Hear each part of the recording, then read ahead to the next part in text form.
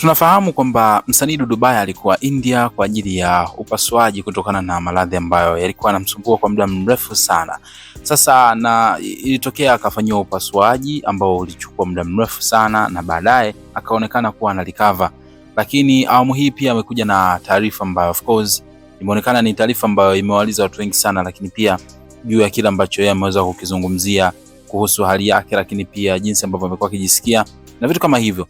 Watu wamebaki na mshtuko kidogo na kujiuliza kwamba mbona kuna muda alikuwa anaonekana kama yuko okay baada ya kufanyiwa upasuaji, imekuwaje tena? Nini hasa ambacho Dudu Baya anakifikiria mpaka kufikia hatua ya kuweza kuzungumza maneno haya ambayo ameweza kuyazungumza? So niko hapa kwa ajili ya kukuambia ama kukupa update juu ya kile ambacho Dudu Baya ameweza kukizungumza kwa majonzi na machozi zaidi kuhusiana na hali yake. Lakini muhimu zaidi, naomba nikukumbushe mdau wangu, tumia sekunde moja kubonyeza neno subscribe hapo chini ya hii video, ikiwa ni ishara upendo. Lakini pia in unamwonea huruma Dudu Baya, basi bonyeza neno subscribe hapo chini ya hii video. Baada hapo like video, kisha kwenye sehemu ya comment utakuja kuniachia maoni yako kutokana na kile ambacho utakomeza kukitazama katika hii video. Mimi naitwa Gabby Official na hii ni Bongo Vibe. Kama ambavyo tunafahamu ni kwamba kwanza huku nyumbani kulikuwa kuna tukio kubwa sana ambalo lilikuwa nasubiriwa kwa hamu sana kuhusiana na Dudu Baya. Of course tunafahamu kuna mahusiano yake na Wastara, na Wastara mwenyewe alifunguka kwamba Dudu Baya akitoka India basi kinachofuata ni ndoa. Lakini kibaya zaidi ni kwamba Dudu Baya baada ya kuweza kufanyiwa upasuaji na kuonekana kwamba hali yake ilikuwa inaendelea vizuri, mambo yameweza kugeuka ghafla baada ya yeye mwenyewe kuja kukiri wazi kabisa kwamba kuna muda hali yake inakuwa sawa, lakini kuna wakati hali ambayo anajisikia anashindwa hata kuielezea, kiasi cha kuona kwamba yeye sio wa kuishi muda mrefu tena.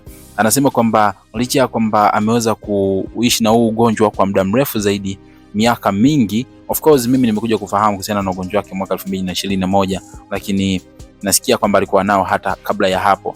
Yeye anasema kwamba lakini awamu hii imekuwa ni ngumu zaidi, kiasi cha kwamba kila ambapo anazidiwa anaona kabisa kuna namna kama vile nafsi ya mauti inamuita, kitu ambacho kinamfanya alie na kujiuliza kweli atatimiza yale ambayo alikuwa bado hajaweza kuyatimiza au itakuwaje kwaje. Sasa imagine Dudu Baya analia machozi kweli kabisa na kuona kwamba haoni kama vile yale ambayo alikuwa amepangwa kuweza kutimia. Itakuwaje sasa kwa huyu bebi wake mpya ambaye ni Wastara, mwanamke ambaye tayari tuliona hadi zilikuwa kede, lakini pia penzi ndio kwanza lilikuwa linanoga. Naamini kabisa watu wengi zaidi watakuwa wanamwombea Dudu Baya aweze kuwa poa, lakini pia mimi mwenyewe nipo kwenye list ya hawa watu kumwombea Dudu Baya aweze kulikava na aweze kuwa vizuri zaidi, aweze kurudi na kuendelea na majukumu yake. Kwa upande wako tuambie una nini hasa cha kumwambia Dudu Baya katika huu wakati ambao anapitia, kwa sababu of course ni wakati ambao amekuwa disappointed sana, maybe kwa sababu hana ukaribu, hana watu wa kumcomfort na vitu kama hivyo, na ni kipindi ambacho anatakiwa pale faraja. Nini hasa cha kumwambia Dudu Baya kwenye hii hali ambayo anapitia sasa hivi? Tuambie kwenye sehemu ya comment hapo, lakini usisahau kusubscribe ili nikipata update mpya